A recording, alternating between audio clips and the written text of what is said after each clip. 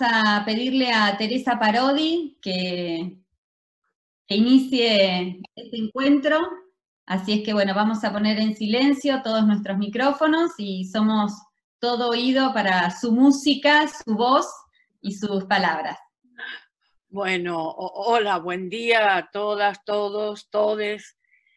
Estoy conmovida, estoy emocionada porque es muy fuerte este primer encuentro así, ¿no?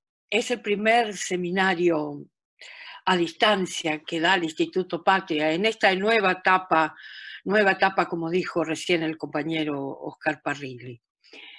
El instituto siempre abrió sus puertas para recibirnos y la verdad es que se extraña esos tiempos hermosos en los que compartíamos en el instituto estos encuentros con todas, todos y todes. Saben todos ustedes que la presidenta honoraria de este instituto es la compañera y actual vicepresidenta de la Nación, la doctora Cristina Fernández de Kirchner, que el presidente de la comisión directiva es el compañero y actual senador por Neuquén, doctor Oscar Parrilli, que el vicepresidente es el actual, bueno, ya venía siendo intendente, volvió a ser elegido intendente del partido de Avellaneda, el compañero Jorge Ferraresi, que somos los que estábamos siempre en aquellas aperturas cuando llamábamos a todos los compañeros a reflexionar juntos. El Instituto Patria, como decía, se caracterizó siempre por analizar las ideas políticas de todo el país y por supuesto fundamentalmente del mundo. Este seminario creo que es muy importante en tiempos de emergencia.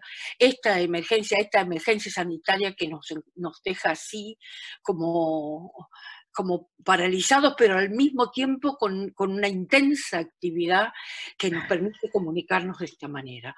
De verdad que es algo tan distinto a lo que estamos tratando de habituarnos y esperando, por supuesto, el momento en que podamos superar esta emergencia y podemos salir de vuelta al encuentro de los demás y al encuentro del abrazo, que es tan característico en los humanos, pero y fundamentalmente en nuestro mundo de ideas, de pensamiento político.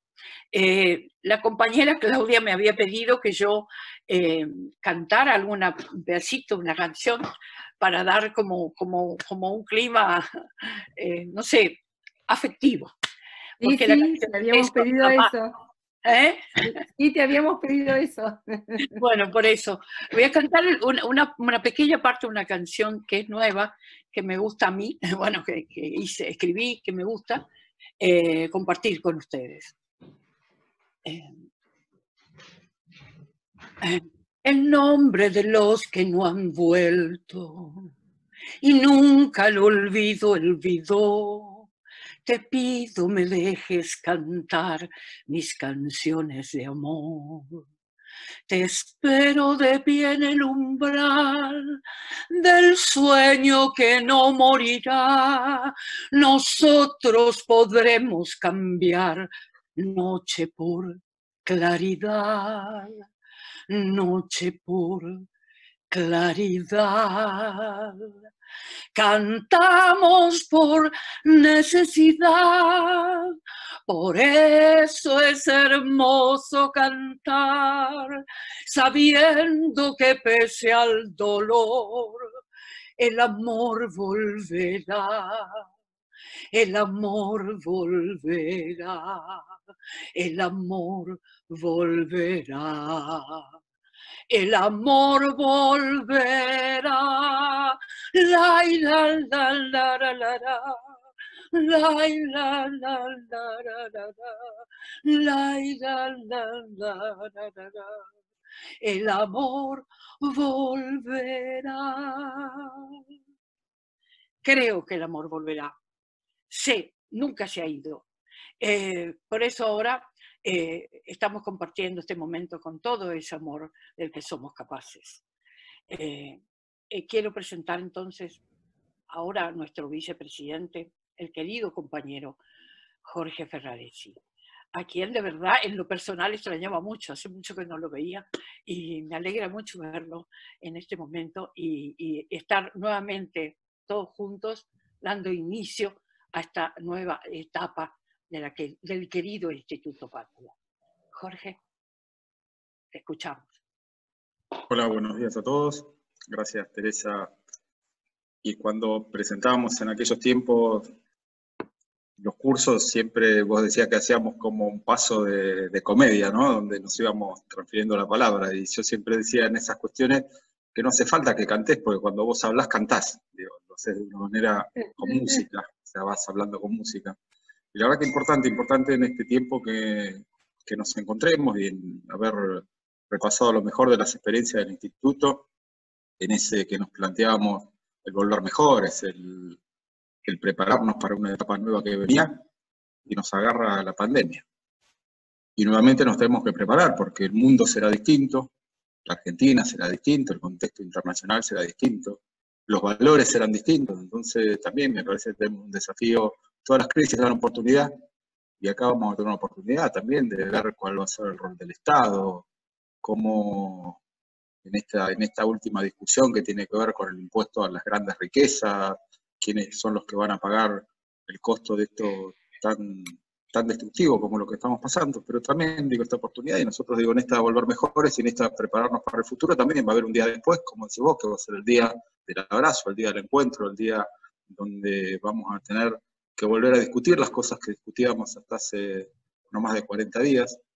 Así que bueno, una oportunidad bárbara y siempre, bueno, nuevamente en esta etapa el Instituto Patria poniendo el debate como un eje clave de la formación, como un eje clave de las cosas que tenemos que discutir, de las temáticas para las cuales nos tenemos que preparar, y siempre tratar de tener los compañeros como el eje clave de la difusión de las cosas que vamos debatiendo. Así que su abrazo desde siempre, gracias Teresa por tus palabras, bueno, gracias Oscar por la convocatoria nuevamente a trabajar codo a codo en este tiempo maravilloso, y a todos los compañeros que se expresan y todos los compañeros que vienen y toman el Instituto Patria como una referencia, porque así ha sido. Hoy cuando uno escucha, lo sigue escuchando, ¿no? Se habla de la grieta, ¿no? Y los medios concentrados siguen y siguen y siguen. Cuando hay alguna diferenciación con respecto a las posiciones del gobierno, siempre hay una línea de patria, ¿no? O sea, dice, bueno, esa es la línea patria del gobierno. Y la verdad que, bueno, o sea, algo habremos hecho, si hay una línea que se escucha, una línea que se piensa, pero también, digo, en este aprendizaje de unidad, en este aprendizaje de haber tenido este tiempo maravilloso, esta definición extraordinaria de Cristina para que Alberto sea presidente y ponernos en este tiempo. Imaginen que hoy no es fácil, no es simple. Imagínense ustedes esta pandemia sin Ministerio de Salud, como lo teníamos hasta el 10 de diciembre del año pasado, con un Estado totalmente ausente, con el mercado como el eje clave de la resolución de las problemáticas. Así que bueno, la verdad que abrazo esta causa nueva que nos va a encontrar. Primero la distancia, pero seguramente encontraremos los tiempos del abrazo, de la reflexión y de la responsabilidad, porque justamente nos toca en este tiempo conducir muchos espacios de la Argentina y seguramente será así el próximo tiempo, y en ese próximo tiempo empezar a debatir las cosas el día después, porque el día después va a existir. Y bueno, nos tiene que tomar convencidos cuáles son las medidas, cuál es el Estado que tenemos que tener, y a partir de ahí la construcción ideológica como eje clave y fundamental del sostenimiento de un conjunto de ideas y de un grupo de gente que trabaja siempre pensando en los que menos tienen y en la generar esta cuestión de distribución de la riqueza. Así que un abrazo para todos y a disposición. Gracias, Jorge. Muchísimas gracias, como siempre, por tus palabras. Estoy con problemas de interrupción del Zoom, así que rápidamente le pedimos a Oscar Parrilli que nos dé sus palabras. Bueno, buenos días a todos, a todas. La verdad que una emoción muy grande poder en este mes de abril, que abril es un mes muy especial para el Instituto Patria, ¿no? Abril fue cuando iniciamos la gestión en el año 2016.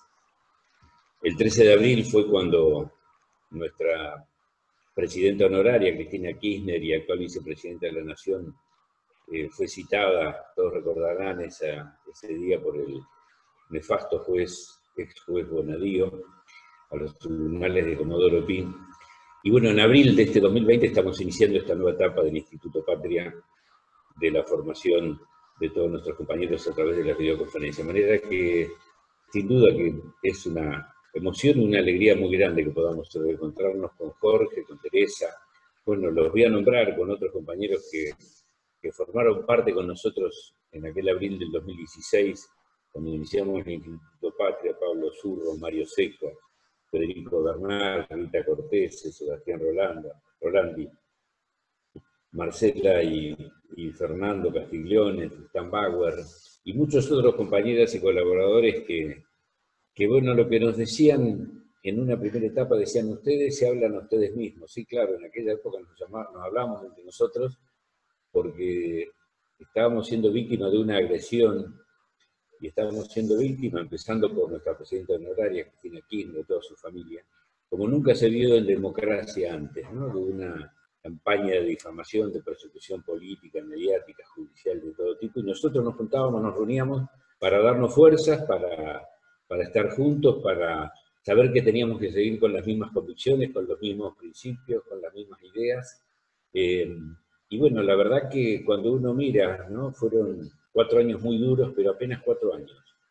Y hoy podemos decir con orgullo que no fue en vano todo lo que hicimos, más allá de los aciertos, de los errores. Lo cierto hoy que el presidente de la Nación es Alberto Fernández, que la vicepresidenta de la Nación es Cristina Fernández de Kirchner, y que otra Argentina se está construyendo en una Latinoamérica muy difícil, en una Latinoamérica sin duda en retroceso desde el punto de vista de las ideas nacionales y populares. Pero bueno, aquí estamos. La verdad que cuando uno piensa todo lo que ocurrió en estos 4 años y dónde estamos hoy, pareciera que fue un milagro. Pero como dice muchas veces Cristina, no fue magia, fue convicción, fue ideas, fue conducta, fue no temerle a los desafíos, estar absolutamente convencido del sendero que estamos transitando. Y hoy, bueno, quiero dar la bienvenida, agradecerle obviamente a Jorge, a Teresa, a Claudia, a Lorena, a Nicolás, a todos los que han trabajado para que este curso sea posible, a los participantes, decirles que la verdad que nos superamos a nosotros mismos. El objetivo que teníamos eran 200 participantes, y estamos conectados. Acá veo 256 y hay 270 que se han inscrito. La verdad que es un éxito total. Este es el primer curso de 8 clases. También agradecerle muy profundamente a Carlos Raimundi y a todos los docentes que generosamente y sin cobrar un peso facilitan que este curso pueda realizarse. Así que, bueno, basta de palabras de bienvenida, vamos al curso, a estudiar, a aprender, a escuchar, y bueno, que estos próximos 4 años y que hasta que terminemos la pandemia nos vamos a encontrar varias veces inaugurando cursos. Y desde ya nuestro compromiso de seguir trabajando del Instituto Patria con ideas, con aportes para la mejor gestión de nuestro presidente Alberto Fernández y de nuestra vicepresidenta y presidenta honoraria Cristina Fernández Kirchner. Buenos días a todos y gracias. Carlos, adelante, te escuchamos.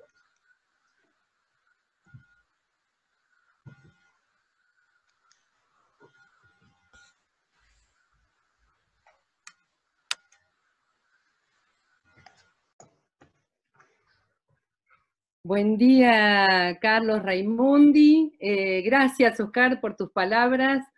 Aprovecho para presentar que están presentes Judith Said, ahí la veo, si querés saludar, que va a ser la coordinadora del próximo curso, del curso de peronismo y feminismo, que también haremos por esta vía. También muy bienvenida a Fernanda Gil Lozano, que va a ser una de nuestras profesoras. Y ahora sí, les comentamos que la primera clase tiene que ver con una reflexión general sobre el mapa de este mundo, a través de quien es nuestro embajador ante la OEA, Carlos Raimundi. Creemos que es una palabra más que autorizada para lo que vamos a charlar, y el material de lectura ustedes lo tienen en la propia plataforma que fue ofrecido por Carlos. Carlos nos lo propuso y nos pareció un material más que pertinente, pero mejor que en este momento lo escuchemos a él. Durante los primeros 50 minutos él va a hacer su exposición, y a partir de la segunda hora con la moderación de Lorena Parrilli, él va a ir recibiendo sus preguntas, Lorena las va a ir sintetizando y él les va a ir dialogando con ustedes hasta una reflexión final que va a ser al cierre de la clase. Desde ya liberamos a Jorge, a Teresa, a Oscar, si en algún momento quieren salir de la clase. Carlos Raimundi, muchísimas gracias.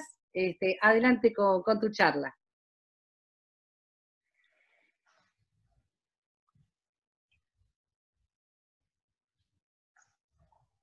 Bueno, muchísimas gracias.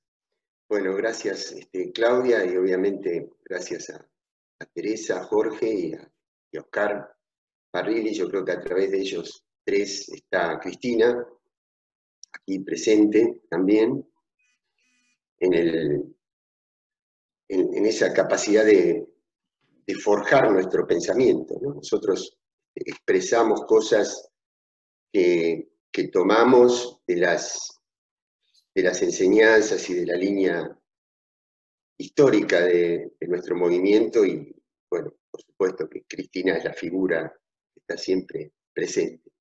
Muchas gracias a las personas que están participando. Es un honor para mí poder conversar con ustedes. Es un aprendizaje mutuo, desde luego, este método. Vamos a ensayarlo y tratar de que salga lo mejor posible.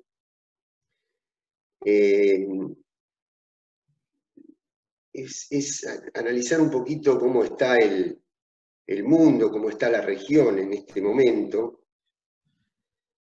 con algunas aclaraciones previas.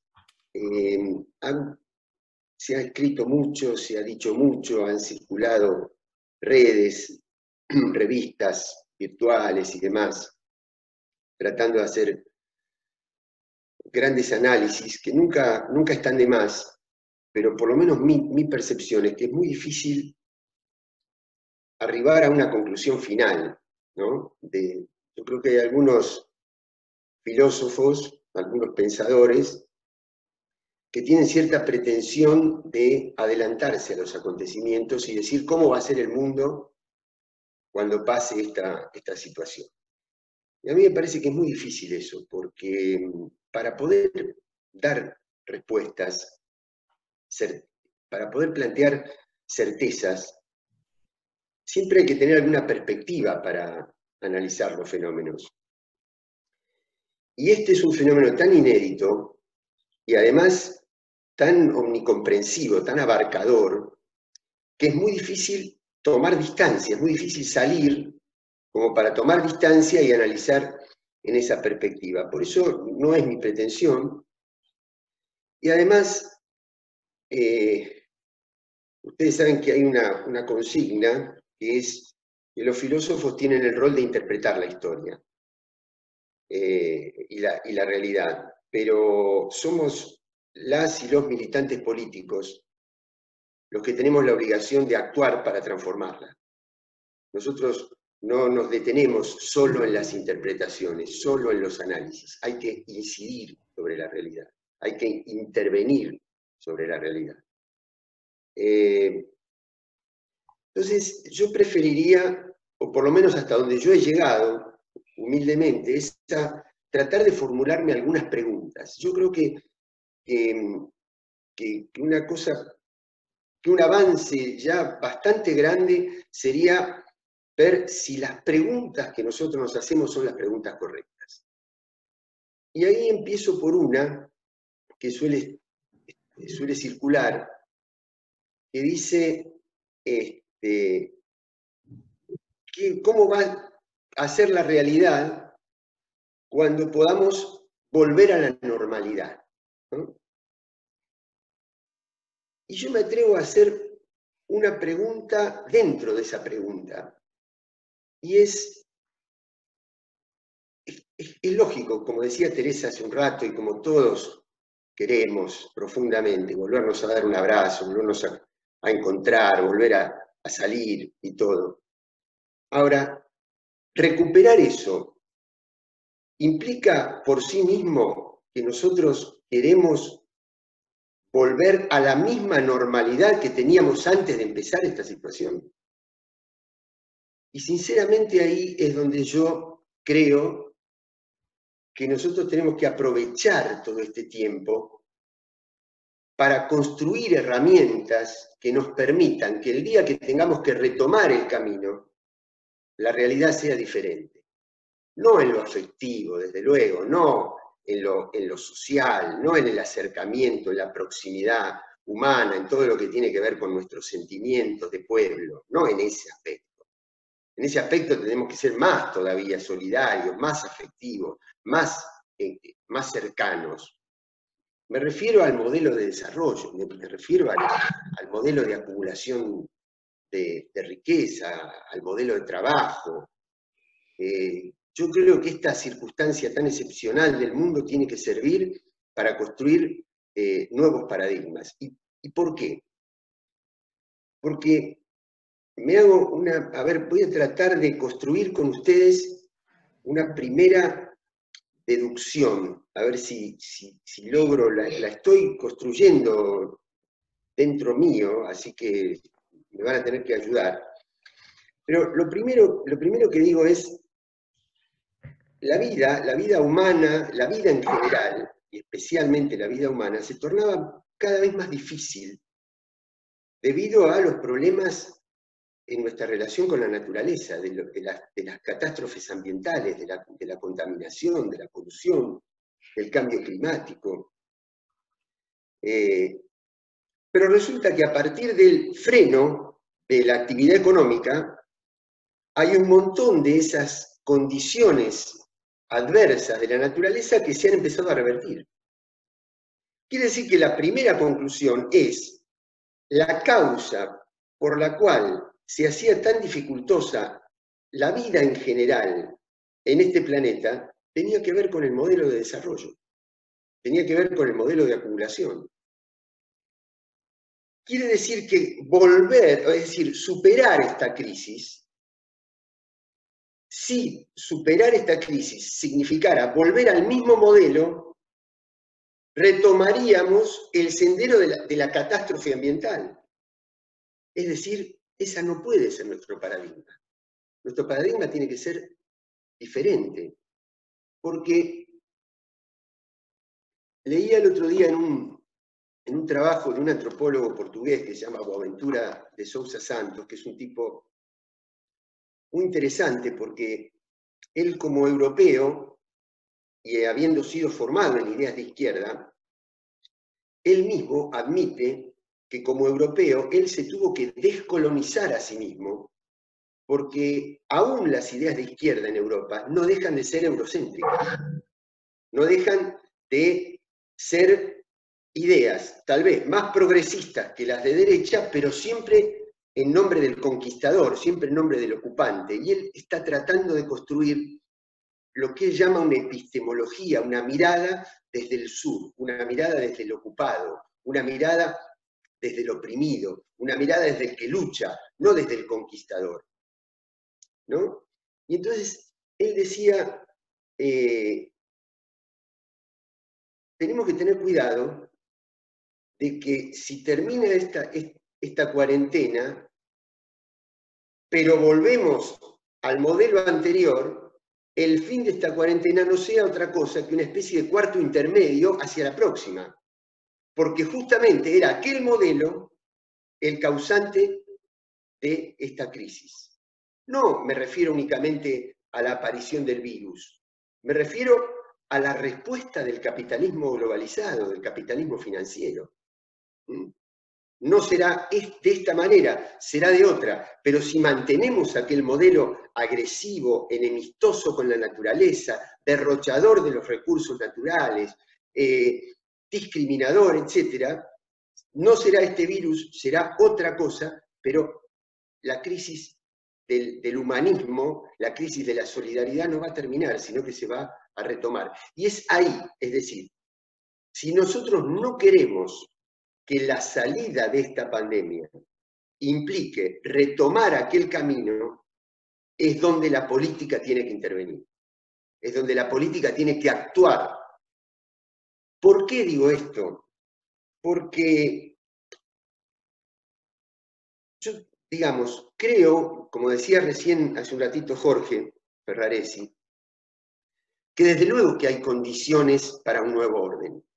Desde luego que hay mejores condiciones para que una parte más importante de la sociedad, en la Argentina, en América Latina, en el mundo en general, revalorice la figura del Estado. Revalorice la necesidad, la importancia, lo imprescindible que es el Estado como administrador de los bienes públicos. Y desde luego que hay un contexto mucho más propicio para revalorizar la importancia de la solidaridad. Porque ¿a quién le pedimos que se reorganice para poder dar respuestas a esta crisis? ¿A un emprendedor individual de un taller de cerveza artesanal? ¿Ese es el que nos va a dar la respuesta? Eso no es lo que nos va a dar la respuesta. Lo que nos da la respuesta es la organización estatal acompañada de la organización social. Es cierto que hasta hace unos meses, digamos que hoy nosotros tenemos más herramientas para plantear estas cosas y para que estas cosas prendan en las mayorías. Pero yo temo que si en el intermedio de todo esto que estamos viviendo, la política no interviene, el poder se reacomode y regenere sus recursos, porque el poder, digamos, ustedes fíjense que los bancos, por ejemplo, el sistema financiero, actor fundamental, que ahora le está pidiendo, frente a la caída de la actividad, le está pidiendo el salvataje al Estado. ¿Eso va a ser un nuevo modo de organizar la sociedad o es una salvación provisoria para que el Estado actúe y una vez que se reacomoda el sistema las cosas siguen igual y ellos siguen acumulando el mismo poder? Ese es el cambio estructural que tenemos que lograr. ¿Por qué? Porque si ellos mantuvieran este nivel de acumulación de recursos, van a actuar inmediatamente sobre el otro gran factor de poder, de generación de poder, que es el poder simbólico, el poder para que la sociedad interprete esto de una determinada manera. Y temo que si la política no interviene, con una media docena de series de Netflix y un par de superproducciones de Hollywood, aparezca como que los salvadores de esta pandemia son los mismos que le dieron origen. Es decir, que se relegitime el sistema a partir de una reconstrucción de ese poder. Entonces digo, hay que aprovechar este momento para intervenir sobre los factores de poder. Y creo que hay otra cosa que me parece que forma parte de una realidad muy, muy clara, y es el por qué hay una sociedad que está más propensa, más proclive a captar estas cosas que nosotros planteamos. Porque ustedes fíjense que nosotros no tuvimos que cambiar nuestro discurso. Macron cambió su discurso. Merkel cambió su discurso. Nosotros no. Nosotros reafirmamos lo que ya veníamos diciendo y lo que ya veníamos sosteniendo. Y el otro día yo leía, mejor dicho, al inicio de esto, The Economist planteaba que las sociedades que iban a estar mejor preparadas para responder a la pandemia eran las sociedades que tenían una gran libertad de información, una gran capacidad de circulación de los factores productivos, es decir, las sociedades más liberales. Y la verdad que la respuesta de las sociedades más liberales fue la peor de todas. La meca del consumo, de la instigación al consumo, del capital financiero globalizado, Nueva York, donde las nenas y los nenes de clase media y media alta se deslumbran para ir a celebrar el cumpleaños de 15 años. Y esa ciudad, enfrente de la isla de Manhattan, está construyendo tumbas colectivas. Ese es el primer mundo. No tiene que haber una redefinición de todo eso. Son las sociedades que han actuado peor para resolver esta crisis. Las que han actuado mejor son las que tienen un mayor nivel de estatalidad y un mayor nivel de organización social. Y ahí, después voy a bajar, si me permiten, un cachito a nuestro país, porque sería imposible para un militante político no hacerlo, pero sí me voy a permitir, por el título de la charla, por el tema, hablar un poquito de la situación geopolítica mundial, de cómo esto está incidiendo en la cuestión geopolítica a nivel mundial. Que tampoco es un cambio abrupto, para nosotros es una reafirmación del rumbo que ya venía teniendo la situación geopolítica mundial. Y es la presencia de un eje de poder, para ustedes lo voy a hacer así, noratlántico, que viene tratando de organizar el mundo desde la mirada primero europea y después atlántica, porque se incorporan los Estados Unidos, de una determinada manera, y ese eje geopolítico yo creo, modestamente, que está en retroceso. Está en retroceso. Yo no estoy diciendo mañana se termina, mañana cambia el orden mundial, no estoy diciendo eso. Estoy diciendo que la capacidad de incidir sobre áreas muy grandes del planeta que tuvo hasta hace pocas décadas, viene en declinación. Viene en declinación sus tasas de crecimiento. Y hay una cosa fundamental que creo que no tiene recuperación, inclusive por lo que decíamos antes, es la capacidad de generar horizonte de esperanza. Nadie, en ninguna cabeza cabe que un sistema que concentra en el 1% de la población mundial el 90% de la riqueza pueda generar expectativa, pueda generar horizonte, puede generar acatamiento, pero no expectativa, pero no esperanza. Y del otro lado, otro eje, eurasiático en este caso, que está mostrando indicadores mucho más acelerados de crecimiento, de intervención en el mundo financiero, en el mundo comercial, que están creciendo sus capacidades en cuanto a las nuevas tecnologías. Ahora, fíjense que hay una especie de paradoja aquí, ¿no? Porque los adalides del liberalismo a nivel mundial, con eje en los Estados Unidos, pero mucho más que en los Estados Unidos, porque eso es más bien una transnacionalización del capital globalizado que se apropió de las grandes cadenas a nivel mundial de medicamentos, de alimentos, de petróleo, de armamento, etcétera, etcétera. Es más que un país. En ese país se genera el capital, se generan las instituciones que van a dar forma, digamos, a cómo se organiza ese sistema, pero el sistema es mucho más amplio que un solo país, es un sistema. Ese sistema siempre apareció como el paladín del libre comercio, del multilateralismo, de las organizaciones internacionales. Y hoy, sobre todo con la presencia de Trump, aparece como una potencia proteccionista, digamos, ¿no? Es decir, se retira de los acuerdos internacionales, se fue del acuerdo nuclear con Irán, se fue del pacto ecológico, mejor dicho, nunca integró el pacto de París para la cuestión climática, ahora termina de retirarse de la OMC, de la Organización Mundial de la Salud, siendo su principal aportante económico. Y del otro lado, aquel eje que aparece como con más protección estatal, aparece mucho más abierto al relacionamiento con el resto del mundo. Yo creo que ahí hay una pequeña trampa, porque es cierto que Trump relocalizó algunas firmas, algunas industrias, sobre todo mirando a cierta capa de votantes, que no son los grandes magnates, su gran capa de votantes son los grandes magnates a los cuales les está sacando impuestos.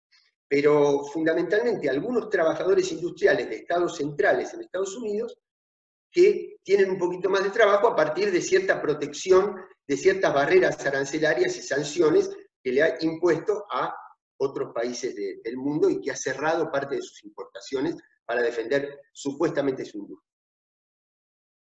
Pero eso es una parte que repercute al interior de Estados Unidos desde el punto de vista comercial, pero que no incide en la potencia que tiene el capital financiero. Y del otro lado, le está apareciendo un nuevo núcleo de organización que inclusive está construyendo su propia institucionalidad. Cuando nosotros vemos institutos como la Ruta y el Cinturón de la Seda, cuando vemos el Banco Asiático de Inversión e Infraestructura, cuando vemos el Consenso de Shanghái, cuando vemos la organización de los BRICS, donde estuvo el Brasil de Lula y Dilma hasta que se produjo el retroceso en el mapa político de América Latina que mencionaba Oscar al principio, vemos una nueva institucionalidad que está abarcando cada vez más zonas del planeta y que le está quitando espacio a las instituciones del neoliberalismo. Y obviamente en el medio de esa guerra hay una guerra cultural muy grande que está haciendo el imperialismo financiero, tratando de denostar el sistema chino. Al principio, si ustedes revisan un poquito, la interpretación de Trump y de los principales funcionarios estadounidenses era que este virus iba a ser para China como una especie de Chernobyl. Es decir, iba a ser una tragedia que iba a mostrar la ineficiencia de ese sistema y que por lo tanto iba a aplacar las aspiraciones de despliegue internacional de esa potencia, como en algún momento lo desempeñó Chernobyl en la caída de la Unión Soviética.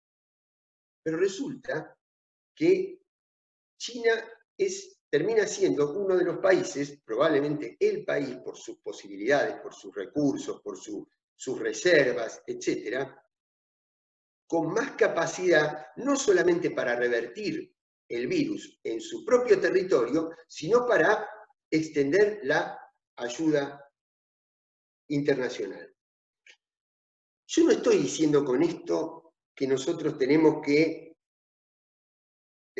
subordinarnos a una especie de nueva hegemonía mundial, de nuevo imperio. No, no estoy diciendo eso. Lo que estoy diciendo es que este nuevo emergente que viene del extremo oriental del planeta, nos está mostrando ciertos caminos, ciertas formas de organización.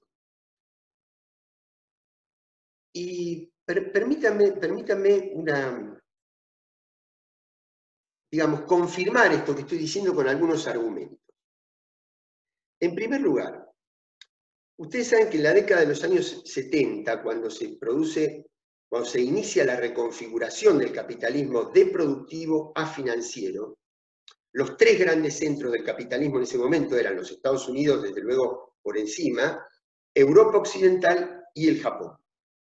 Y cada uno, en un organismo inspirado en Kissinger y en Brzezinski, que se denominó la Comisión Trilateral, cada uno se asigna lo que se llamaron áreas de influencia. Estados Unidos sobre América Latina, Europa Occidental sobre África y Medio Oriente, y Japón sobre todo el sudeste asiático. Cuando uno ve los resultados de ese proceso, cómo actuó el capitalismo estadounidense sobre América Latina, cómo actuó Europa sobre África y Medio Oriente, es muy distinto a cómo actuó el capitalismo del Japón sobre el sudeste asiático. ¿Por qué? No por el capitalismo, sino por la cultura oriental, por una manera de organizar, por una manera de interpretar la sociedad que viene del fondo de la historia, viene de las leyes, de las máximas de Confucio, viene de la influencia del budismo, viene del sintoísmo japonés, viene de una cantidad de cuestiones que nos permite aproximarnos la globalización. Yo creo que es una de las poquitas cosas que yo personalmente veo de positivas en la globalización, que es habernos permitido romper algunos mitos y aproximarnos a algunas culturas que funcionan con categorías diferentes de las nuestras. ¿Qué quiere decir esto? ¿Que tenemos que imitar? No. ¿Que tenemos que copiar? Tampoco. Pero sí tomar algunas enseñanzas, y ahora voy a llegar a una conclusión. Es decir, esa cultura oriental permitió un desarrollo del capitalismo que no fuera tan tremendo, sino que permitió el desarrollo de otros países, ¿no?, que vinieron a ocupar. Cuando Japón elevaba su nivel tecnológico, había otros países que lo reemplazaban y demás, y hoy tenemos Corea del Sur, tenemos Singapur, Tailandia, Indonesia, una cantidad de países que no están en la misma situación que está el continente africano frente al despojo del capitalismo europeo, noratlántico. Pero les voy a dar un segundo argumento que me parece importante, y es el siguiente. Ustedes vieron que hay una leyenda escrita formulada por el capital financiero globalizado, según la cual la robotización, la automatización del proceso productivo llevará inexorablemente o a la pérdida del trabajo o a la precarización del trabajo. Bueno, ustedes saben que China, acá hay un hombre que a mí me ha marcado mucho y nos sigue marcando a todos, es una gran referencia intelectual para todos nosotros, que es Jorge Alemán. Pero yo me voy a permitir humildemente, yo no estoy en la estatura de discutir de igual a igual con Alemán de muchas cosas, pero él ha dicho, China ha sido ganada por el capitalismo. Yo ahí me permito poner un asterisco, digamos, porque China ha incorporado capital privado, ha permitido el ingreso de empresas privadas. Pero yo les aseguro que si McDonald's o Starbucks, que han invadido todas las ciudades chinas, se le ocurre mañana echar, por una cuestión de balance comercial, 200 empleados, el Estado chino, que es el que tiene la mayoría del capital en cada una de esas firmas transnacionales, no se lo permite. Y gracias a una estrategia china que ha sido en estos últimos 20 años permitir el ingreso de ese capital extranjero, ¿para qué? Porque como ellos tuvieron alto crecimiento, levantaron el nivel de consumo de su población. Y al ser el país más poblado de la Tierra, tiene un mercado gigantesco, que las firmas internacionales no se la podían perder. Entonces China le dice, bueno, vengan, les ofrezco el mercado, pero tienen que abrir su plataforma tecnológica para que yo tenga acceso a la tecnología de punta que ustedes representan. Y con eso China construye su nueva plataforma tecnológica, que la convierte hoy en el país que tiene las tasas de crecimiento más elevado desde el punto de vista de los nuevos materiales y las nuevas tecnologías. Además de haber, por ejemplo, en el último lustro se recibieron en las universidades estatales chinas, porque no hay otras que no sean estatales, 6 millones de ingenieros. Fíjense si eso no es liderazgo.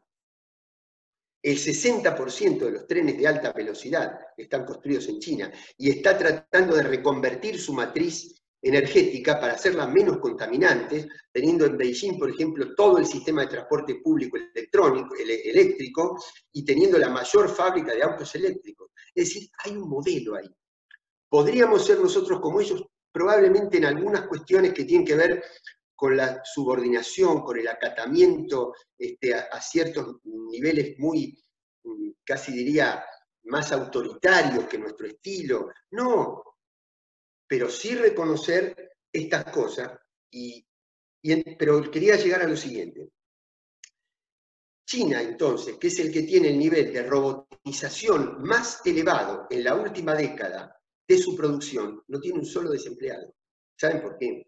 Porque el problema de la precariedad laboral o de la pérdida de empleo no es un problema tecnológico, es un problema ideológico, es un problema político, es un problema de cómo la autoridad estatal administra los recursos y la ganancia de capital para mantener los niveles de empleo y los niveles de derechos laborales.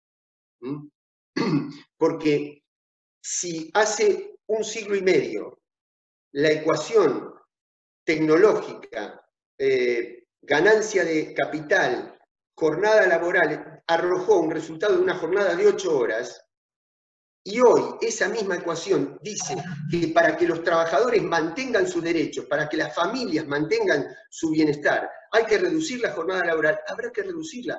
Lo que hay que adaptar es la tasa de ganancia, no el derecho de las personas.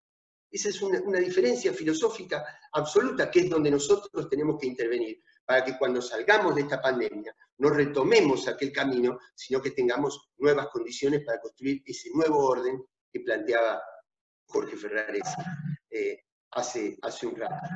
Y lo último que quiero decirles es una comparación que no es estrictamente económica, pero que incide sobre lo económico, que es cómo tenemos que dar vuelta a la cabeza nuestra para no aceptar determinadas leyendas del liberalismo, de la modernidad occidental, de la modernidad eurocéntrica, anglosajona, que nos ha llevado, por ejemplo, a escandalizarnos o a escandalizar a la población con los mandatos largos de la política. ¿Por qué digo esto? Porque no se trata únicamente de un sistema económico, se trata de un sistema de representación política que construye las reglas éticas, las reglas culturales, las reglas electorales, las reglas procedimentales para sostener y reproducir este modelo de acumulación. Y para esto tomo este ejemplo. En 1949, que es cuando en octubre Mao llega a Beijing triunfante después de la larga marcha, después de perder la guerra con el Japón, de las invasiones, de la guerra del opio, bueno, de una catástrofe atrás de la otra, funda la República Popular China y son 800 y pico de millones de habitantes, hambrientos, desocupados, sin tierra, con enfermedades, sin herramientas, espantoso. Y en 1949 se realiza el Congreso Internacional de Filosofía en Mendoza. Ahí Perón presenta el modelo de la comunidad organizada, se sanciona la Constitución Social de 1949, se ensaya en algunas provincias el voto femenino que después se va a concretar en la elección nacional de presidente del año 52, la distribución de la riqueza, la creación de las empresas nacionales, etc. ¿Qué quiero decir con esto? ¿A dónde quiero llegar? A que en 1949 era mucho más grande el horizonte de ser argentino que el horizonte de ser chino. El futuro era mucho más negro allá que acá. Pasaron 70 años. China tuvo 3 grandes líderes, Mao, Deng Xiaoping y Xi Jinping. Tuvo algunos otros presidentes en el medio, pero no fueron tan relevantes. 3 en 70 años. Argentina tuvo 27 presidentes. Ustedes díganme si Cuba podría haber sostenido 60 años de bloqueo si cada 4 años hubiera tenido que renovar el liderazgo político. Entonces digo, ¿no tendremos que repensar también este sistema institucional que fue creado en una etapa de la historia donde lo que había que hacer era crear todo un sistema institucional para impedir los abusos del Estado? Pero resulta que hoy el capitalismo ha evolucionado de tal manera que los abusos frente al pueblo no vienen del Estado, vienen del capital financiero. Y lo que hay que hacer es construir más estatalidad para hacer contrapeso en nombre de los intereses del pueblo. Y eso necesita liderazgos fuertes, y eso necesita cambiar paradigmas muy profundos, y por lo tanto no alcanza un periodo presidencial. Son etapas históricas. Por lo tanto tenemos que luchar para que nadie se escandalice que los periodos populares tienen que ser largos y no los tiene que determinar ningún estatuto. Los límites los pone la voluntad popular, no los estatutos, que terminan mediando de tal manera que terminan haciendo al sistema político mucho más permeable a las presiones del poder financiero que a la voluntad de los pueblos. Y han sido los pueblos los que le levantaron el bloqueo a Cuba. Yo digo, Gran Bretaña, que es la bandera del crucero que le cerraron la puerta en todo el mundo, y en el único lugar donde pudo varar fue en el puerto cubano. Y los médicos cubanos que llegaron a Italia, país liberal, democrático, europeo, occidental, ¿qué va a decir en los foros internacionales? ¿Que Cuba tiene que seguir bloqueado? Eso lo dice la superestructura de un sistema político perimido que va a seguir, que va a tratar de reacomodar su poder, va a tratar de reconducir su poder. Pero que nosotros tenemos que aprovechar este momento para poder intervenir sobre los factores que generan el poder político. Lo último que digo sobre esta cuestión internacional es que a nosotros, digamos, ahí yo también tengo una opinión personal, puede ser polémica, puede ser discutible, y es esto de creer que los organismos internacionales, los organismos multilaterales, son convenientes para los países emergentes per se. Yo no veo eso. A mí la realidad me indica que si los organismos multilaterales están guiados por gobiernos populares, asumen un papel popular. Pero si están guiados por gobiernos neoliberales y antipopulares, transforman esa misma ideología gubernamental, la trasladan, digamos, al organismo multilateral. A nosotros no nos tiene que interesar tanto el multilateralismo en términos formales. Nos tiene que interesar la multipolaridad. Y ahí es donde yo creo que el emergente de otro eje geopolítico que saque al mundo de la unipolaridad del capital financiero globalizado es favorable para países como la Argentina y para regiones como América Latina. Pero no por una multilateralidad formal, porque cuando hay hegemonía, los líderes, si les conviene usar un organismo multilateral, lo van a usar, si no, lo van a ignorar y van a hacer reuniones cumbre, pero lo que van a llevar adelante es su proyecto hegemónico. A nosotros lo que nos interesa es romper esa hegemonía con la creación de varios polos de poder. Y allí es donde creo que el emergente del eje eurasiático favorece las condiciones de un equilibrio de poder, y ahí es donde América Latina, cuando recupere un ciclo de gobiernos populares en la mayoría de los países, tiene que desempeñar un rol activo muy similar al que desempeñó durante la primera parte de este siglo y que lamentablemente sufrió un retroceso grande en los últimos años. Voy terminando con lo siguiente. Esto mismo que acabo de decir, bueno, podría pasar por el organismo que a mí probablemente me va a tocar cuando termine todo esto estar. Yo pensaba, qué increíble, ¿no? Qué impresionante, ¿no? Un organismo como la OEA, que tiene instituciones tan estructuradas, que volvió a la superficie cuando cambia el mapa político de América Latina y retroceden organismos como la UNASUR, como la CELAC, ¿no? Es decir, no tuvimos tiempo de completar ese proceso de integración.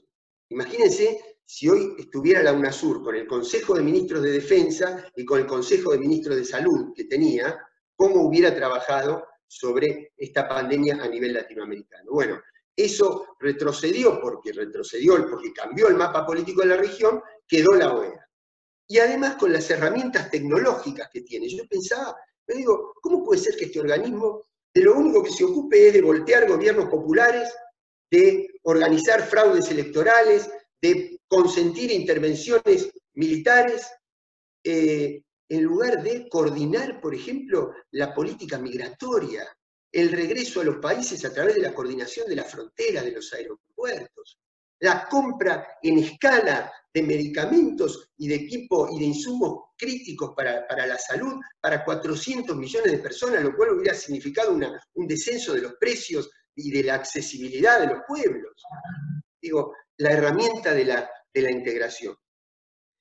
Y termino con dos palabras sobre la Argentina. Yo creo que, miren, he tenido noticias, tengo información, tengo contacto permanentemente con personas que están en otros lugares del mundo y de la región, y ustedes no tienen ni idea de, a veces uno como está dentro del proceso no se da cuenta en perspectiva de lo importante que es sentirse representado por la autoridad política.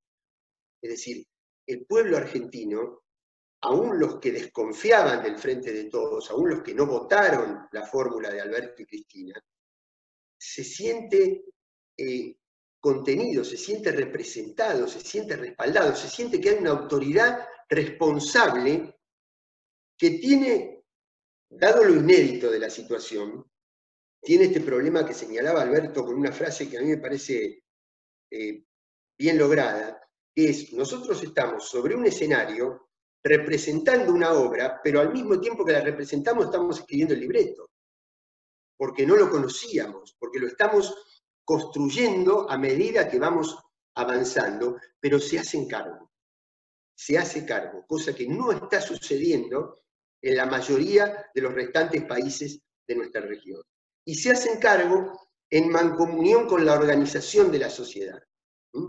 Entonces, ¿qué es lo que digo trasladando este mismo razonamiento a la Argentina? Tenemos un núcleo de acumulación política muy fuerte en la fórmula presidencial. Hasta hace unos meses era solamente Cristina. Era, por más que nosotros tengamos 100 radios comunitarias, 100 medios alternativos que son tan importantes, tan valorables, que tenemos que multiplicar y todo, pero no lograban hacer contrapeso. La única que hacía contrapeso era cuando Cristina manda desde un tuit hasta su intervención en el Senado, aunque fueran las 4 de la mañana. Y estallaban las redes sociales. Eso era lo que le hacía contrapeso al poder. Eso era lo que creaba el eco, es el punto de acumulación. Hoy a esa figura se le ha sumado la pedagogía presidencial, la palabra del presidente. Es muy importante eso. Y el otro núcleo de acumulación es la calle. En la calle. Ahí yo creo que la Argentina, sin creerme, pero está de más que lo diga, pero igual creo que es importante decirlo, sin creerme superior a nadie ni en condiciones de darle mensajes a nadie, pero la Argentina ha logrado algo que todavía no han logrado nuestros pueblos hermanos, que es combinar la movilización callejera con organización política, con síntesis política. Porque nosotros durante los 4 años de macrismo nos movilizamos muchísimo. Fueron millones de personas en la calle contra el 2x1 que premiaba a los genocidas por resolución de la Corte Suprema, por la educación pública, por el salario, por la violencia de género. Millones de argentinos en la calle. De la misma manera que millones en Santiago y en las ciudades de Chile, en Quito, en Guayaquil, en Colombia, en Bolivia. Esto va a suceder también en Brasil porque se está resquebrajando el poder hegemónico de Bolsonaro. Ahora, la diferencia a favor de la Argentina es que logró combinar ese punto de acumulación imprescindible que es la calle con la organización política que nos permitiera disputar el Estado y reconquistar el poder del Estado. Y desde el poder del Estado actuar sobre los factores generadores de poder. Es decir, utilizar esa conciencia moral mejor que tenemos, más propicia en este momento. Es decir, ¿por qué? Porque yo creo que la conciencia moral de revalorizar el Estado y revalorizar la solidaridad y lo colectivo no llevan automáticamente a construir fuerza política.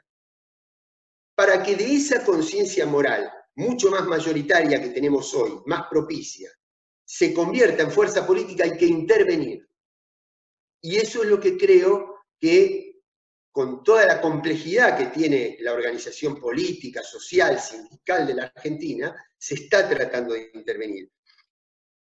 Cuando escuchaba el otro día al ministro decir vamos a intervenir sobre la actividad financiera, cuando veo que hay que, y creo que hace falta una intervención más profunda sobre la cadena de formación de precios, sobre los monopolios que se han burlado de las entidades estatales como la empresa Vicentín, que nos ofrece la posibilidad de relegitimar el rol del Estado, interviniendo para no dejar que esas empresas puedan repetir lo que han hecho. Cuando vemos que la Comisión de la Investigación de la Deuda, que nos va a poner en evidencia quiénes fueron los responsables y los que se beneficiaron. Es decir, ¿por qué?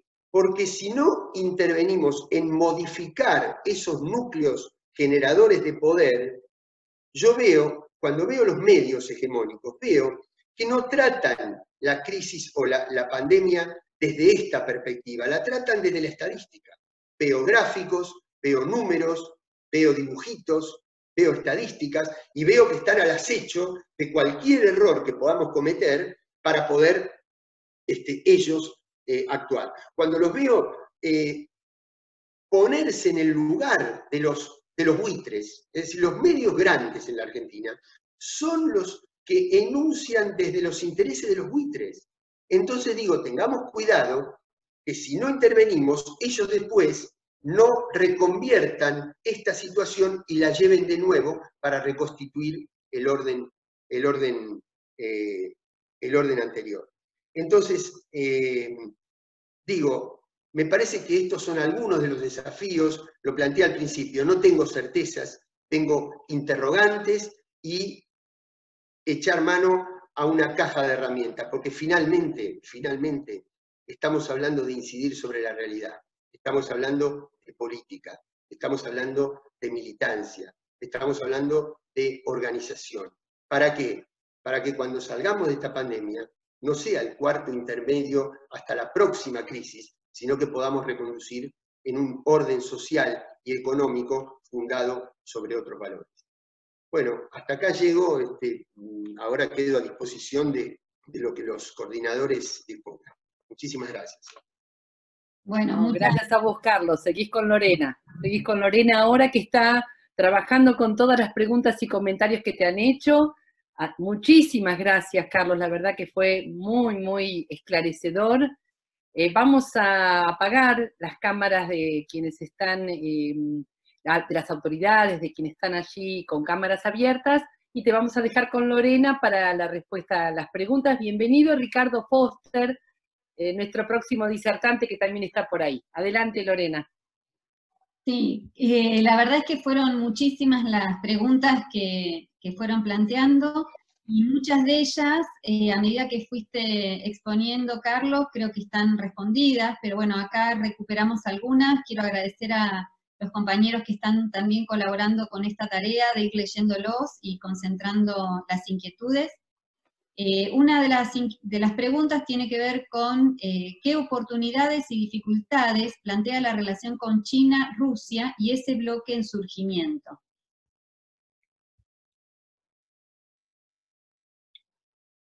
Bueno, creo haberlo dicho de alguna manera. A ver, voy a tratar de ser lo más sintético posible.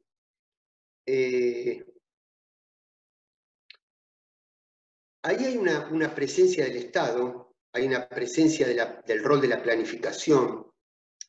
Las sociedades no son iguales. Estas máximas históricas que fueron configurando la cultura oriental hablan de un acatamiento, de una subordinación hacia el gobernante, que tiene que ver también con la subordinación de hijos hacia padres, de la mujer hacia su marido, que nosotros no podríamos aplicar en nuestra sociedad.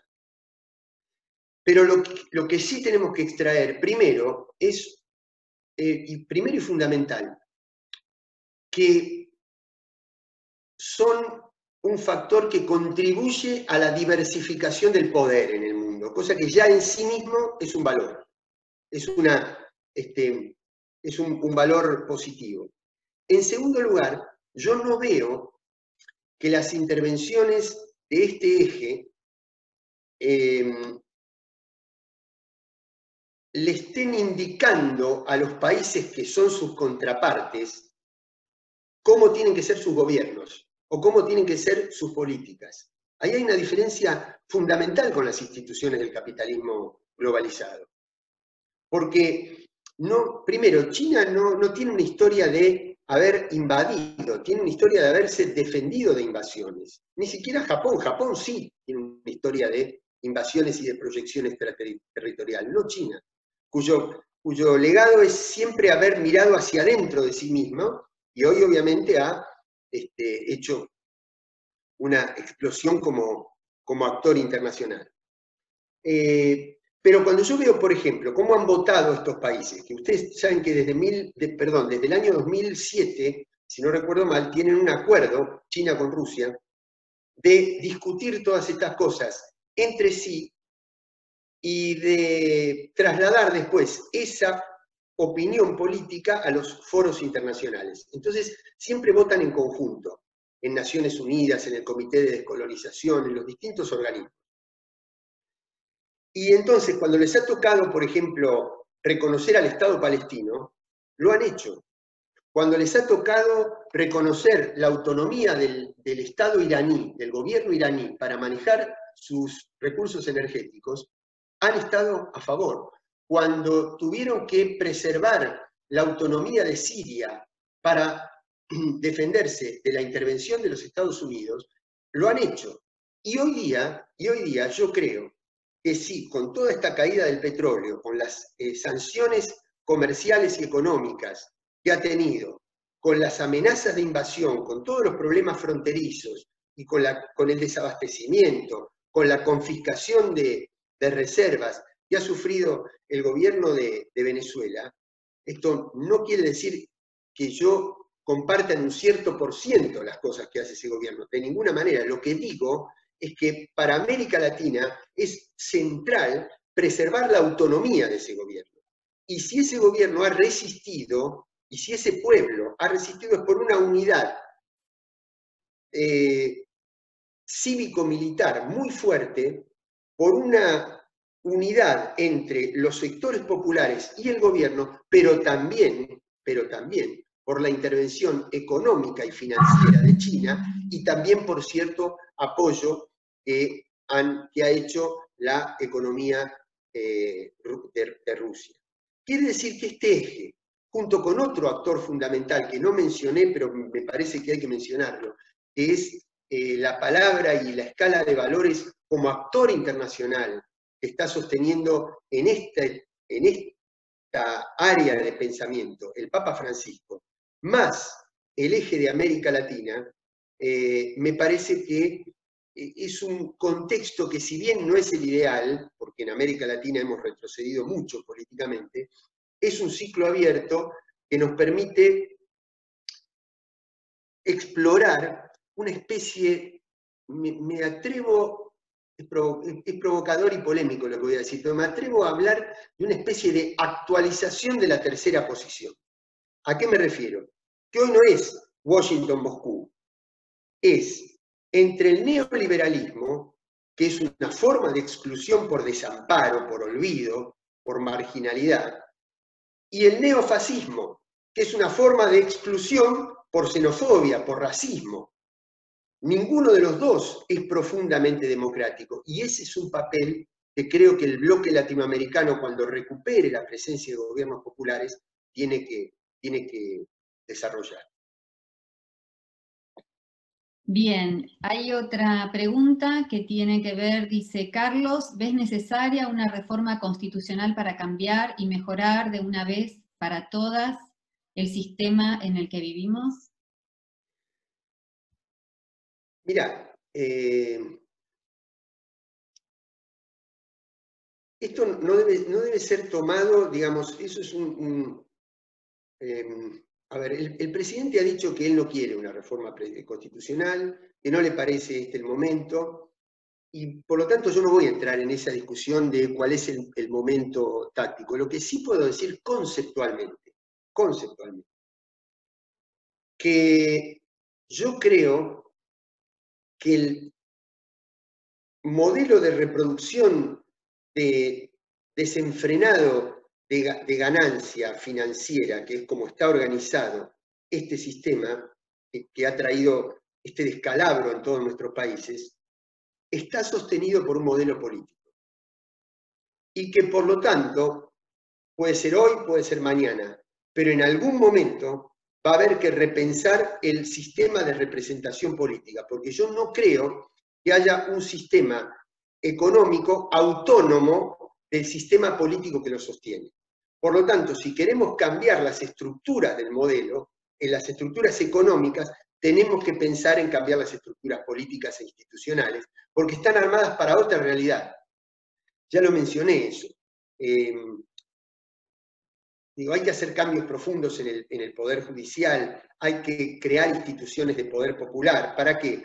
Para que la democracia no sea únicamente representativa, porque la democracia representativa, únicamente representativa, no estoy diciendo no elegir representantes, estoy diciendo ese solo andarivel democrático es procedimental, pero en los hechos ha servido mucho más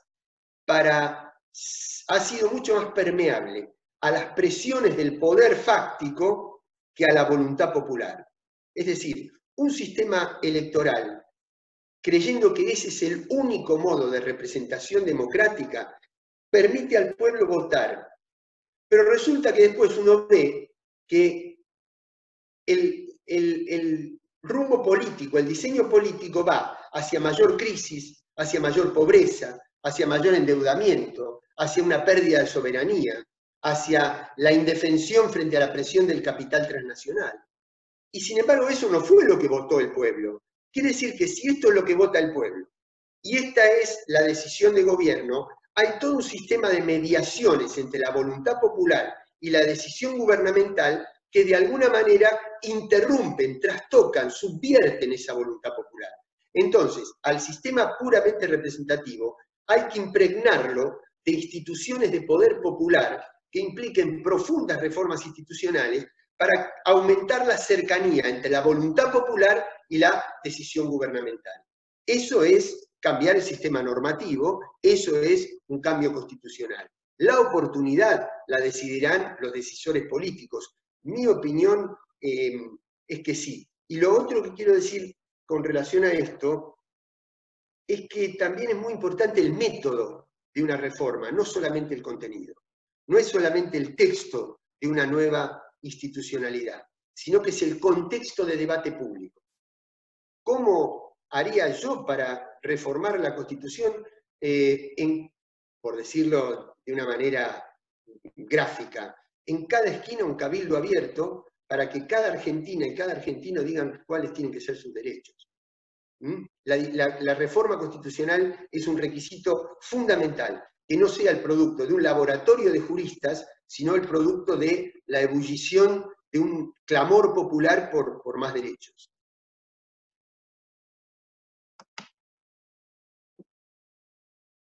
No te escucho. Sí, perdón. Son muchísimas las preguntas, pero bueno, hay una que en base, es más reciente, dice si una manera de fortalecer a la Argentina ante el mundo podría ser el hacer valer los recursos naturales que tenemos. Esa es una reflexión y pregunta. Pero absolutamente. Es parte de nuestra identidad, de nuestra historia. La autodeterminación, la felicidad del pueblo, la defensa de nuestros recursos. Pero además, América Latina tiene una suerte de ventaja respecto de otros lugares del mundo que también tienen muchos recursos. América Latina tiene una biodiversidad comparable a la del continente africano y tiene una reserva de recursos hidrocarburíferos comparable a la de Medio Oriente. Pero por encima de África y de Medio Oriente tiene estatalidad y es una zona de paz. Por eso nosotros no podemos perder nunca, nunca tenemos que ceder a las presiones del militarismo, del injerencismo, de las bases militares, porque eso pone en riesgo una de nuestras condiciones básicas como región, que es ser una zona de paz. Cuando digo zona de paz, no lo estoy planteando ni en términos románticos ni en términos éticos. Lo estoy planteando en términos estratégicos. Ser zona de paz y preservar y mejorar el poder estatal es lo que le va a permitir a América Latina defender con más energía sus propios recursos naturales. Por supuesto que esta es la etapa, al ser la tercera fase del neoliberalismo, la primera fueron las dictaduras de los 70, que desarmaron el aparato privado, las burguesías nacionales, y las transfirieron a los grandes grupos concentrados, transnacionales y con alto poder de incidencia del mundo financiero. La segunda etapa fue en los 90, que ya no fue por el aparato productivo privado, sino por el sistema público, la privatización de las empresas estatales. La tercera fase es por el control de los recursos naturales. Bien, hay una pregunta que es bien concreta, y bueno, tiene que ver más con el inicio quizá de la exposición o la parte intermedia, y dice si se debe copiar el modelo chino en cuanto a la producción y organización. No hay forma, yo no creo en los las transpolaciones lineales, digamos, en las copias. Yo no creo. Yo creo sí en que hay que tomar elementos y ver cómo se pueden aplicar a nuestra propia realidad. Pero la Argentina, con el modelo de la comunidad organizada, con la Constitución del año 49 y con 12 años de kirchnerismo, tiene de sobra identidad propia, para tomar algunos elementos del sistema internacional, pero aplicarlos a su propia realidad y a su propio modo de organización. Bien, hay otra pregunta que tiene que ver con la multipolaridad y dice, si vos considerás que hay alguna herramienta concreta para los militantes territoriales para poder contribuir a la multipolaridad. Bueno, Perón decía que su principal objetivo era la grandeza de la nación y la felicidad del pueblo. Esto es muy importante porque no alcanza solo con la grandeza de la nación. Stalin también hablaba de la grandeza de la nación, pero a costa de la felicidad del pueblo. Hay que combinar las dos cosas. Y también decía que la principal política era la política internacional. ¿Cómo conectar una cosa con la otra? Ese es el rol de la militancia. ¿Cómo entender que si la Argentina firma un acuerdo de libre comercio con la Unión Europea, eso implica pérdida de puestos de trabajo porque es la destrucción de una parte importante de nuestra industria nacional? Porque ellos necesitan abrir las importaciones de todos los bienes industriales que ellos tienen mucho más capacidad que nosotros para exportar y para fijar los estándares internacionales del comercio exterior y del intercambio. Entonces, ¿cómo conectar las grandes cuestiones internacionales con la vida cotidiana? Es una tarea militante, desde luego. Por ejemplo, la Argentina se retiró ayer de las negociaciones de un acuerdo de libre comercio con Corea del Sur y el Mercosur. Y si se retira uno solo de los países, por las normas del Mercosur, ya el Mercosur no puede negociar como bloque. ¿Por qué? Bueno, porque estaba viendo ese desequilibrio que un acuerdo de libre comercio iba a traer sobre nuestro desarrollo industrial y a través de nuestro desarrollo industrial sobre las fuentes de trabajo. Quiere decir que hay una conexión muy fuerte entre el sistema internacional y la vida cotidiana, y desentrañar eso, traducir ese mensaje, expresarlo con un lenguaje que no sea el lenguaje militante. Yo creo que nuestras reuniones como militantes tienen un valor extraordinario, primero porque nos aproximan, nos acercan, nos dan herramientas, nos consolidan en nuestras ideas y nuestros valores. Pero después tenemos que ir hacia un mundo que no razona ni siquiera se expresa con las mismas categorías que nosotros. Miren, yo les pongo un ejemplo. Yo profeso como practicante una sola religión, todos los domingos a la mañana, que es ir a jugar al fútbol. Y tengo un grupo de WhatsApp de fútbol. Y la verdad, no son todos, desde luego, pero los chistes de misoginia que veo en ese grupo son aterradores. Entonces, yo me tengo que dirigir a ese público y no lo puedo hacer desde el mismo lenguaje con el que me dirijo a las organizaciones juveniles que me llaman para dar una charla y conversar con ellos. Sino que la tarea del militante es salir a pescar afuera de la pecera. Es decir, lo nuestro es un núcleo duro, pero después hay que captar, hay que reconquistar, hay que traer. Y para traer hay que hablar en un lenguaje donde no cambiar el mensaje, sino adaptar la manera de expresarlo de tal manera de bajar la resistencia del interlocutor para poderle llegar. Es decir, la tarea de conectar el gran sistema de ideas con el problema cotidiano es la tarea clave de la militancia política.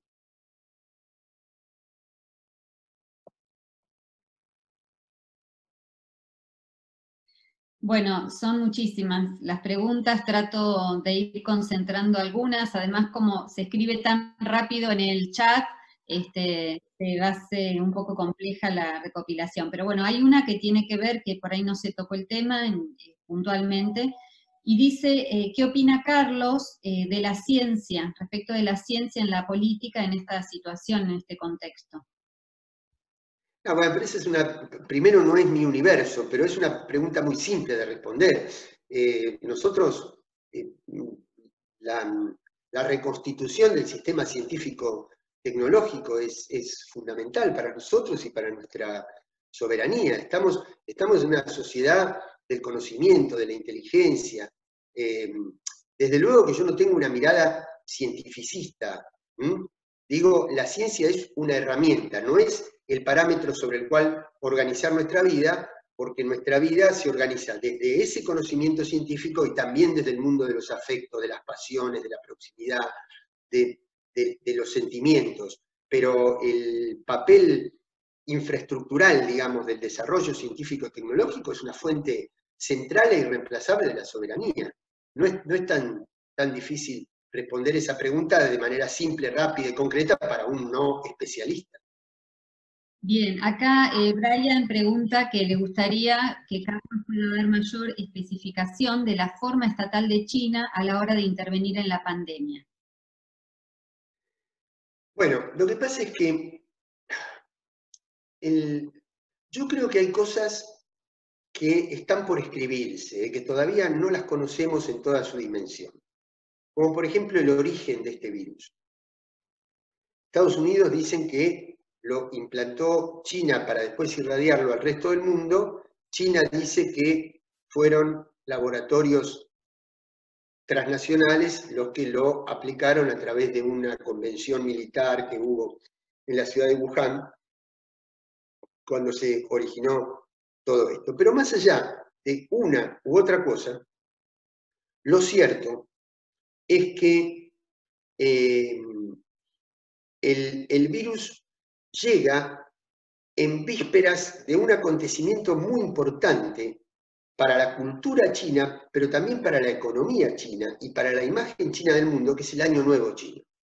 Porque es un momento donde se multiplican las ferias comerciales, las rondas de negocio, la presencia de empresarios, y además sale todo el mundo a la calle, festeja, consume, multiplica, y eso genera una imagen pública hacia el mundo impresionante. Bueno, todo eso no se pudo hacer, porque el virus vino justo en ese momento. Eso es un elemento que a mí me hace plantear un interrogante de que el virus haya surgido de manera intencional en la propia China. Yo no lo creo eso, pero es algo que no lo puedo afirmar y creo que no lo puede afirmar ni yo ni nadie hasta tanto se escriba la historia. Ahora, en todo ese reservorio de recursos económicos que China no pudo desplegar en ese momento y que la perjudicó muchísimo, al mismo tiempo lo estoqueó, es decir, lo mantuvo en reserva. Cuando después se produce como un paso más, un eslabón más de esta guerra comercial que tiene con los Estados Unidos, abro un paréntesis sobre esto porque no me referí a esto. Y esperen, ¿qué era lo que bueno? Ah, sí, la cuestión del 5G. No hablé del 5G.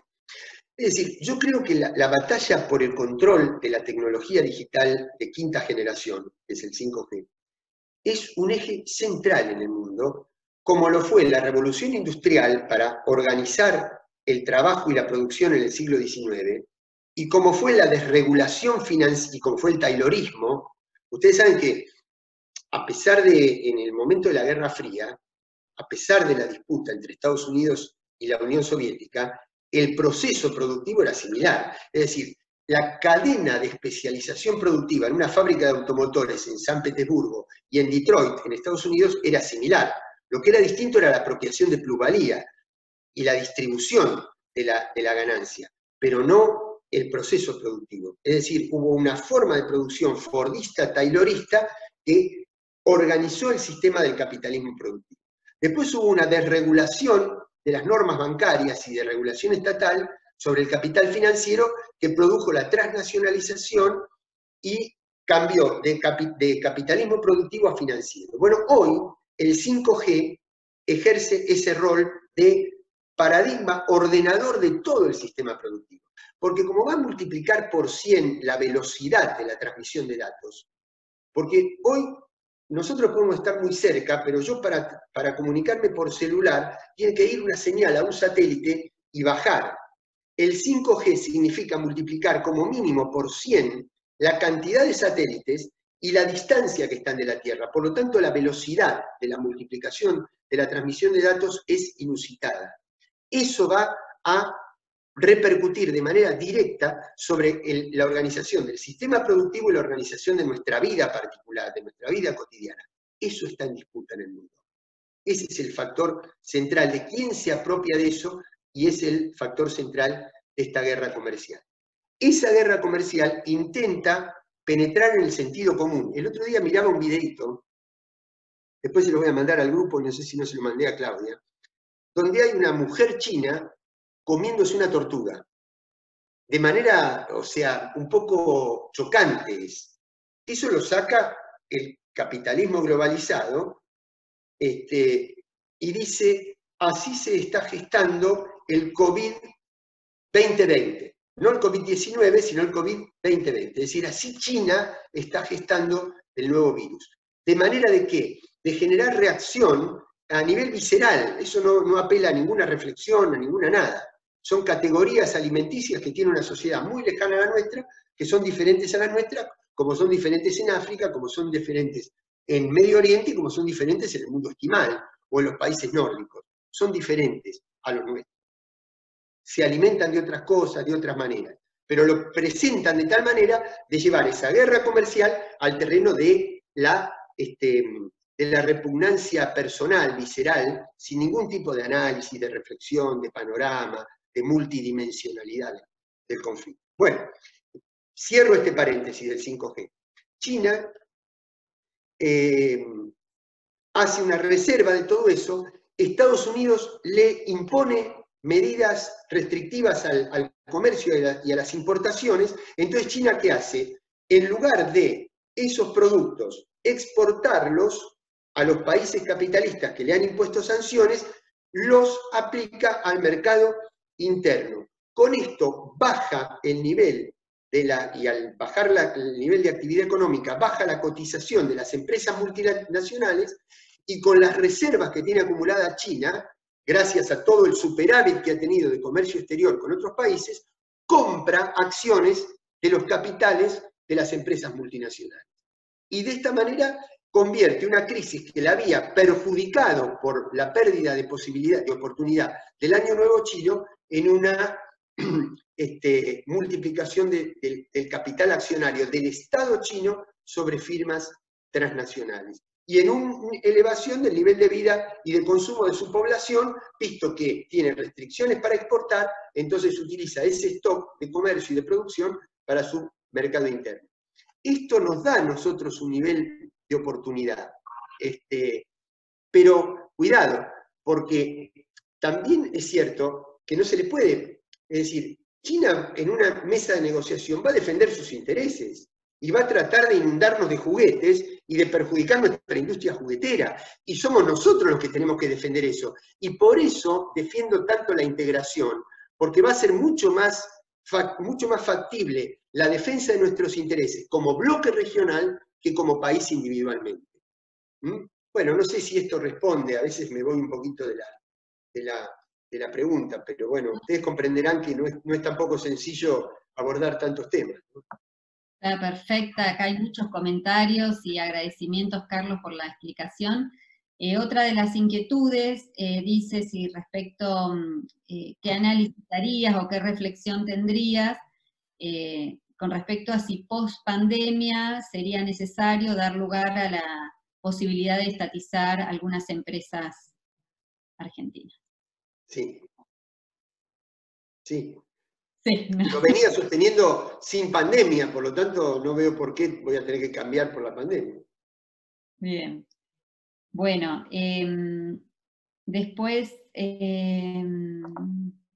acá dicen, bueno, estoy leyendo tal cual lo van expresando, porque son muchas las preguntas. Dice, ¿alguna intención de formar parte del BRICS?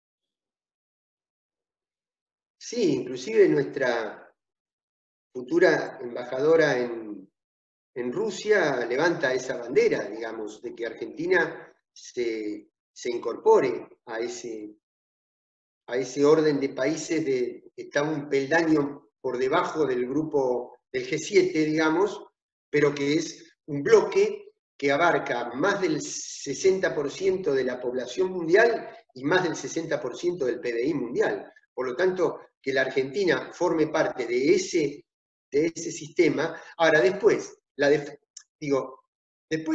de nuestra soberanía no depende solamente de nuestro interlocutor. Se abre una ventana de oportunidad, pero es un mecanismo relacional, digamos, ahí.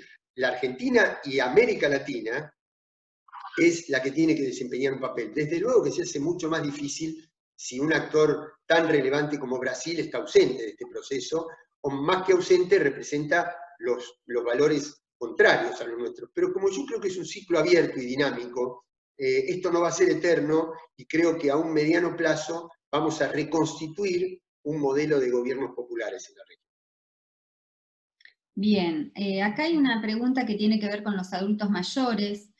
¿Qué rol considera que cumplen en el futuro, cumplen ahora y en el futuro? ¿Qué lugar tienen en esta situación de pandemia y post-pandemia? Mira, yo no lo puedo responder desde el punto de vista científico, lo respondo desde mi escala de valores. Yo creo que una sociedad que respeta a sus mayores es una sociedad mejor, es una sociedad que eleva su rango moral, su rango ético. Porque yo creo que el desprecio a los mayores, que curiosamente es el discurso de determinados líderes que ya no los califico ni como progresistas ni como conservadores, sino como psicópatas, que dicen, bueno, ya que se va a morir gente, que se mueran los más descartables. A mí me parece tan abominable eso, pero por dos razones. Una, por nuestro respeto, por nuestra consideración por los que, bien regular o mal, han dado su vida por las generaciones ulteriores. Pero también porque significaría reafirmar la cultura de lo descartable. Y la cultura de lo descartable, cuando empieza por una hojita de afeitar, termina por las personas. Entonces yo creo que hay que reformular toda una ética de lo descartable, toda una ética de lo cortoplacista. Porque, en definitiva, y aquí vuelvo al principio, hay un modo de organización que ni siquiera es consumir, sino incitarnos a consumir, estimularnos para consumir aunque finalmente no podamos. Por eso, acá quiero plantear una cosa, porque me ha llegado, el kirchnerismo trabajó mucho para mejorar el consumo de la población, pero lo hace desde y entonces puede resultar contradictorio que yo hable contra el consumo cuando lo que necesitamos es darle poder de consumo a nuestra población. No, una cosa es el consumo como derecho, una cosa es el consumo como factor igualador, de igualación social, de movilidad social ascendente, y otra cosa es el consumismo como eje organizador de la sociedad. Son dos cosas diferentes. Yo ahora lo estoy planteando desde esta perspectiva. Entonces digo, esto de, por ejemplo, que uno vaya a una tienda y tiene 1000 variedades de un mismo producto, que son el resultado del trabajo humano y en muchos casos de la explotación del trabajo humano, pero que nunca se van a consumir, sino que forman parte de un stock para nuestra vista, para nuestra atracción, para sostener un nivel de reproducción de ganancia financiera del capital, pero no para nuestra felicidad. Es eso lo que hay que reconsiderar. Es eso lo que hay que reconsiderar. Y pensar que para que eso sea posible, nosotros tenemos que consumir un nivel de energía y un derroche de energía. El otro día escuchaba a un dirigente rural que decía, es cierto, la Argentina llegó a las 150 millones de de hectáreas cultivadas, pero resulta que para exportarlas tenemos que hacer 7,5 millones de viajes de camión. Eso significa un nivel de derroche de energía, de un recurso escaso como la energía, de un recurso limitado como la energía, que no tiene sentido. Entonces hay que reformular ese modelo y volver a organizar nuestra vida desde una perspectiva que tenga más que ver con el ocio creador, con la contemplación, con la proximidad, con las relaciones humanas, con la lectura, con la formación, con la educación, con otras cosas que consumen menos energía, generan menos guerras, necesitan menos armamento para sostenerse. Ese es el paradigma que tenemos que cambiar. Para poder cambiar ese paradigma, tenemos que salir de esa cultura del corto plazo, de que esto me sirve un mes, pero ya el mes que viene lo tengo que cambiar porque tengo que poner otro nuevo, porque se empieza por la hojita de afeitar y se termina por las personas. Entonces, los adultos mayores terminan siendo tan descartables como los productos de consumo. Por eso creo tan importante la defensa ética de la vida, de la felicidad. Además, otra cosa, hoy un adulto mayor, a la edad que tenían nuestros abuelos, tiene una perspectiva de vida y una perspectiva de actividad, de dinamismo, de lucidez, de creatividad extraordinaria. Quiere decir que desde todo punto de vista, para nosotros esto tiene que ser un tema central. Perfecto. Bueno, vamos a ir cerrando. Si me permitiste, voy a hacer una última pregunta. Son muchísimas lo que les vamos a proponer y si estás de acuerdo, Carlos, vamos a poner en el aula virtual las inquietudes y cuando vos consideres nos transmitís la respuesta y se las expresamos a los compañeros en el espacio de consultas del aula virtual. Pero bueno, acá hay una pregunta que tiene que ver con la deuda externa. Si vos considerás que puede influir la crisis mundial y actual en la negociación de la deuda externa. Totalmente. Yo creo que otra de las cosas que ha llevado esta pandemia es a cambiar el orden de importancia, el orden de prelación de las cosas, ¿no? Hace 3 meses o 2 meses, la prioridad de la Argentina, ustedes fíjense que no pudimos aprobar un presupuesto para el año 2020 porque estaba supeditado a la propuesta sobre la deuda. Y los vencimientos, las fechas de vencimiento con tal o cual fondo de inversión era el tema central, era el tema que subordinaba al resto de las medidas económicas. Hoy eso quedó completamente atrás. Llevada esa misma cambio de escala de valores a la vida cotidiana, hace que esta pandemia, por ejemplo, lo digo a título personal, no sé si a ustedes les pasará lo mismo, pero yo puedo vivir con el 10% de la ropa que tengo. Me di cuenta que puedo vivir con el 10%, puedo vivir con el 10% de la nafta que gastaba. Y puedo vivir igual. Es decir, está cambiando la cultura de las cosas que son importantes, las cosas que son fundamentales para nuestra vida, para nuestro sistema de relación. Y eso, el capitalismo mundial no lo va a tolerar. No lo va a tolerar porque se le pierde la gallina de los huevos de oro. No lo va a tolerar. Entonces hay que intervenir políticamente y hay que poner las cosas en su lugar. Hoy, por ejemplo, la presión frente a la propuesta de la deuda, la investigación de la deuda y la sesión para crear el impuesto a la riqueza, dan como resultado, como presión del poder económico, un dólar ilegal de 110, 120 pesos. ¿A quién le importa? ¿En qué vida cotidiana incide eso? ¿En qué vida cotidiana incide la elevación de la tasa de riesgo país? Son ficciones que crea el capital financiero para presionar a un gobierno, para crear un clima a través de los títulos de los diarios, pero no incide en nuestra vida cotidiana. Por lo tanto, creo que es un momento inmejorable para decir, pongamos la deuda donde tiene que estar. Además, otra cosa, que es el carácter odioso, inmoral de la deuda. Quienes nos prestaron dinero, al mismo tiempo nos exigían ajuste para poder pagar. Y sabían perfectamente que, sobre todo haciendo ese ajuste, cada vez íbamos a estar en peores condiciones para pagar. Es decir, la deuda no era una cuestión ni contable ni económica, era una cuestión de dominación política. Porque ¿qué hace un acreedor cuando el deudor no le puede pagar y él sabía de antemano que no se le podía pagar? Ejecuta los bienes.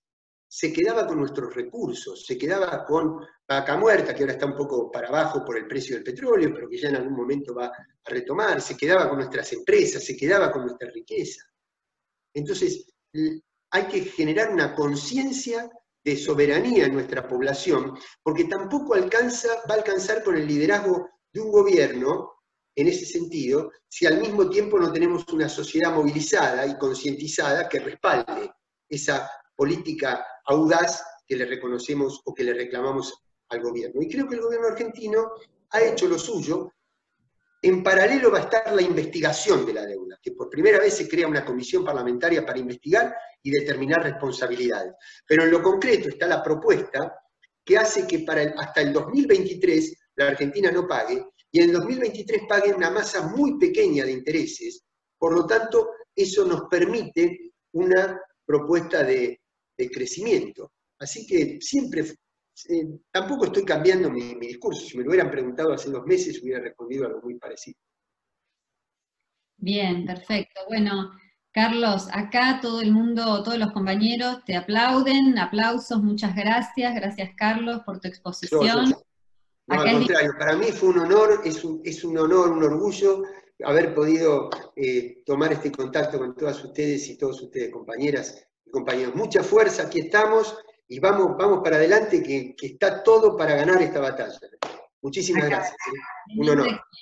Muchas gracias. Bueno, no sé si lográs leer, Carlos, en el chat, pero la verdad es que son innumerables los compañeros que te están saludando y agradeciendo. Lo mismo de mi lado.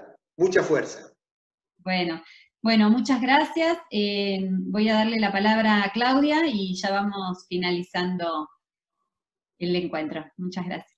Bueno, muchas gracias, Carlos. Siempre tu lucidez abruma, como me decía alguien recién por privado. Por nuestra parte, si les parece, le daríamos la palabra a Oscar, porque tiene alguna sorpresa, algún mensaje para nosotros, y también estamos anunciando a Ricardo Foster como nuestro próximo conferencista, y como está allí presente, quizás pueda darnos un saludo final. No sin antes decirles que todas las preguntas y comentarios están grabados, están capturados, y durante la semana, como les decía Lorena, le vamos a pedir a Carlos que haga una devolución de las preguntas que no pudimos hacer durante la videoconferencia. Así que, Oscar, adelante, y después Ricardo, y con eso no, está bien, primero Ricardo nos saluda, bueno, como quiera. Adelante. Está Oscar, creo, ¿no?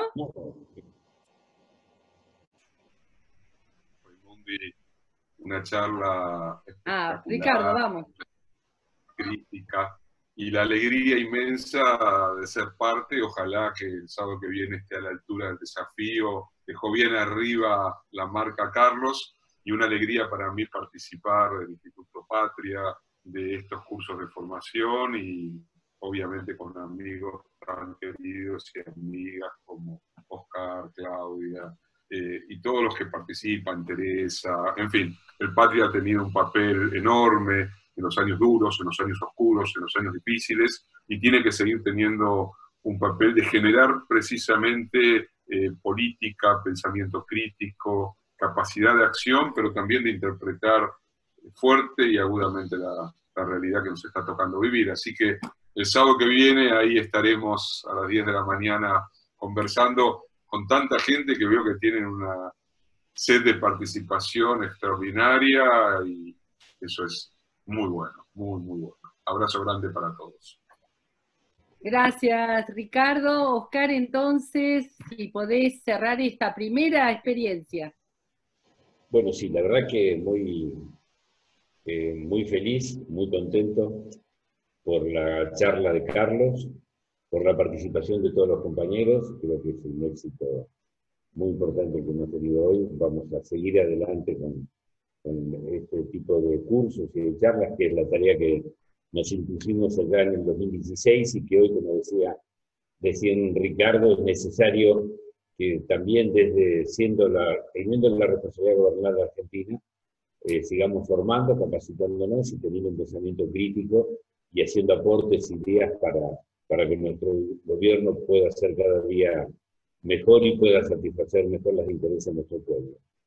Yo quiero agradecerles a Claudia, a Lorena, a Nicolás, a Carlos obviamente, bueno, especialmente también a Teresa y a Jorge, la participación de todos los integrantes de la comisión directiva, y quiero transmitirle a todos ustedes especialmente que hace un ratito me comuniqué con la presidenta honoraria del Instituto de Patria, la vicepresidenta Cristina Fernández de Kirchner, le comenté del curso, del éxito que estaba teniendo, de cómo estaba siguiendo el nivel de la exposición de Carlos, el nivel de las preguntas, y bueno, me pidió sencillamente que le transmita a todos ustedes, en especial a los organizadores, las felicitaciones por lo que han hecho, y a todos los participantes, las gracias por estar, por acompañarnos, y que, bueno, no faltará algún momento en el cual, espero yo, podamos tenerla a ella para que hable directamente con los participantes del curso. Así que me pidió ella especialmente que le transmita